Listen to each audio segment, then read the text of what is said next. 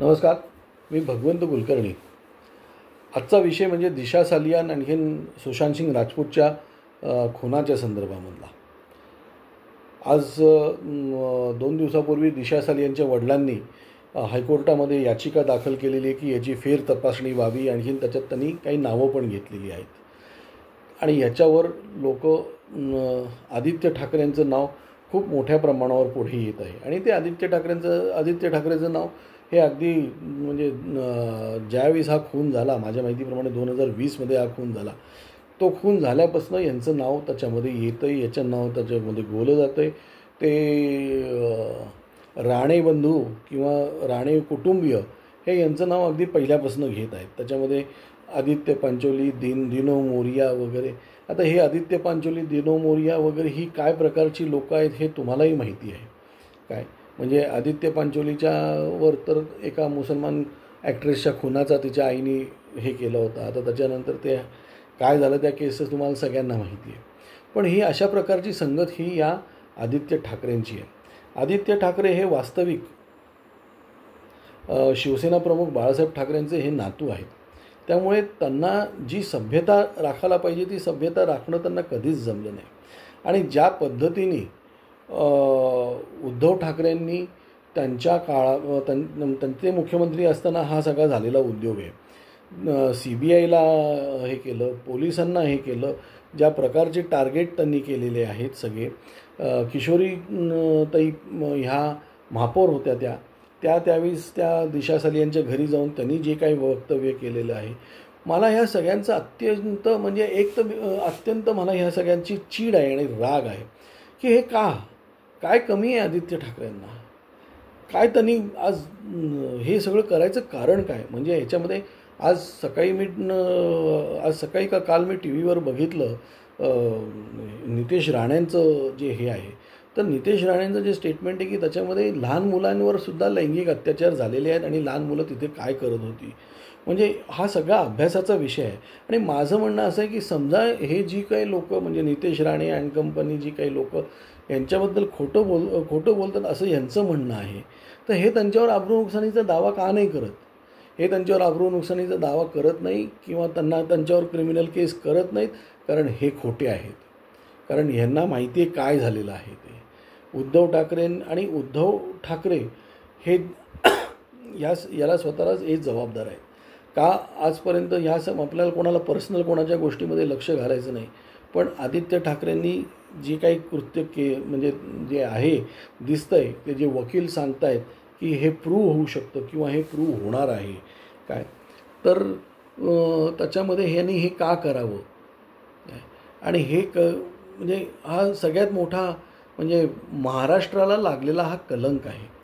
आणि मुख्य म्हणजे की ज्या पद्धतीने हे त्या आदित्य ठाकरेंना वाचवायचा प्रयत्न करत आहेत, त्यामुळे हे अगदी स्पष्ट होतं आहे की याच्यात काहीतरी काळं आहे. आणि मला एक दुसरा प्रश्न विचारायचा आहे, का फक्त आदित्य ठाकरेंचंच नाव येतं आहे.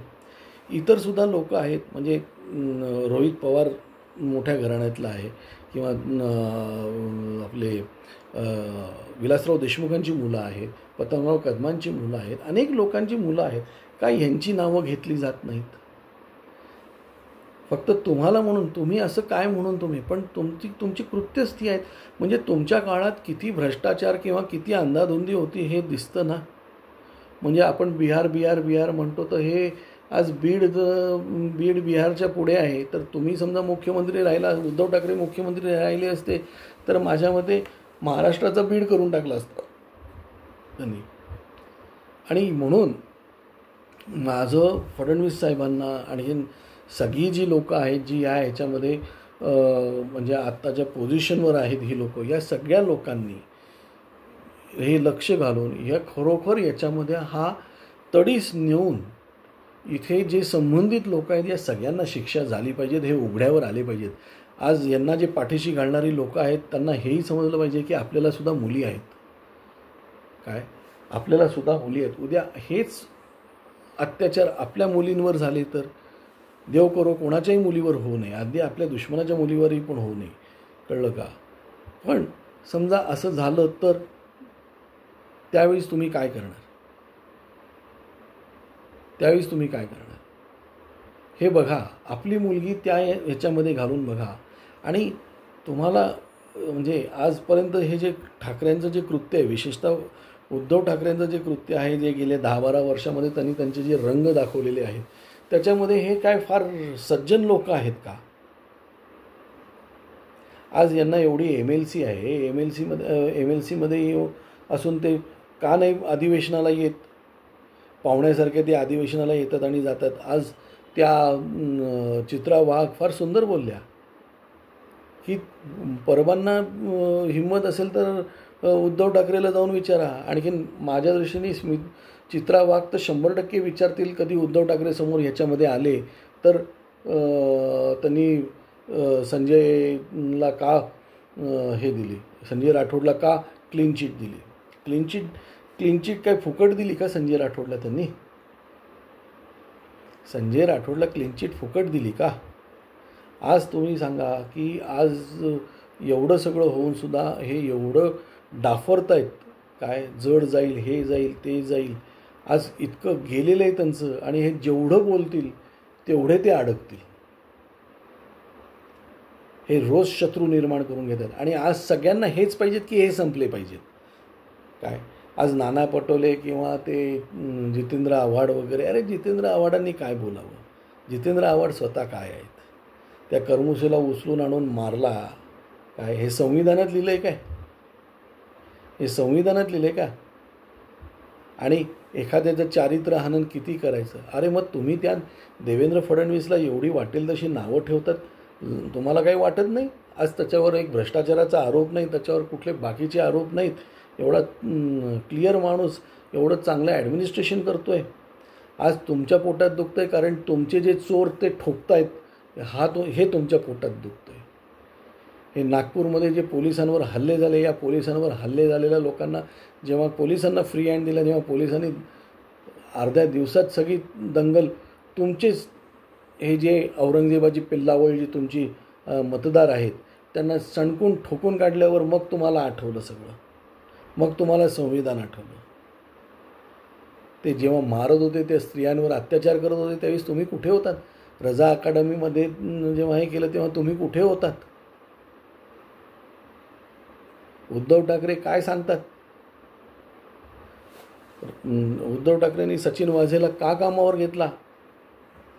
त्या संजय राठोडला का क्लीन चिट दिली? समजा तो हे नव्हता तर परबच म्हणतात ना. मग परबांना विचारा, मग ते परत खटला का नाही भरत आहेत त्यांच्या विरुद्ध? कसं आहे, त्या विधानसभेमध्ये किंवा विधान परिषदेमध्ये काही बोललेलं चालतं, बाहेर बोललेलं चालत नाही. आदित्य ठाकरेंनी तर टीका करताना म्हणजे सगळं वाभाडे काढले म्हणून तुम्ही आमच्यावर हे करतायत. अरे तुमचं काय कर्तृत्व आहे? तुमचं सगळं कुकर्तृत्व आहे आणि ते कुकर्तृत्वच बाहेर काढतायत म्हणून तुमची आज तुम्हाला जळजळ होती. ती गारगार वाटत नाही, जळजळते तुम्हाला, कारण तुम्ही केलं काहीच नाही. तुम्ही फक्त तुष्टीकरण, भ्रष्टाचार, आणखीन हे बलात्कार आणि हेच केलं. नाईट लाईफ काय आहे? हां, नाईट लाईफ म्हणजे काय आहे? तुम्हाला कोणाची काय पडलेली आहे? त्यामुळे दिशा सालियन आणि याच्याबद्दल गव्हर्नमेंटच्या पाठीशी सगळी लोक आहेत. आणखीन मी हे सांगतो, या दिशा सालियनच्या आणखीन सुशांत सिंग राजपूतचा केस निकाल लावून खरे दोषी पकडून त्यांच्यावर हे केलं तर उद्या तुम्हाला मी सांगतो, तुम्हाला या येणाऱ्या सगळ्या निवडणुका, बिहारमधल्या निवडणुका किंवा तुमच्या मुंबईतल्या किंवा महाराष्ट्रातल्या सगळ्या कॉर्पोरेशनच्या निवडणुकींमध्ये याचा तुम्हाला फायदा होणार आहे. त्यामुळे गव्हर्नमेंटनी याचा नक्की छडा लावावा. आज एवढंच. धन्यवाद.